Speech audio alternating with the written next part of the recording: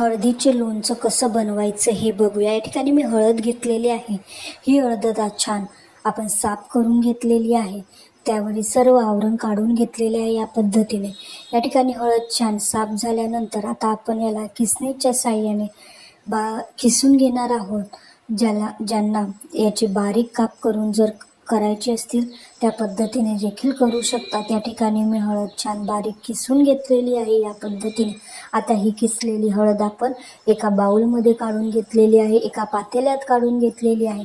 आता यात आपण बारीक चिरलेली थोडीशी मिरची टाकलेली आहे व यामध्ये अद्रक हे बारीक किसून टाकलेलं आहे, जेणेकरून आपल्या हळदीच्या लोणच्याला अजून चांगल्या पद्धतीने चव येईल। या ठिकाणी मी मसाला टाकलेला आहे। या मसाल्यामध्ये मी धने, जिरं, शो, थोडीशी हळद घेऊन हे छान बारीक वाटून घेतलेले होते। यात आता आपण थोडंसं 1 चमचा लाल तिखट टाकलेला आहे। यात आपण चवीपुरतं गूळ देखील थोडासा टाकलेला आहे, जेणेकरून हळदीच्या लोणच्याला थोडी छान चव येईल। यात चवीपुरतं मीठ टाकलेलं आहे। मीठ टाकल्यानंतर यात मी 2 लिंबाचा रस टाकलेला आहे।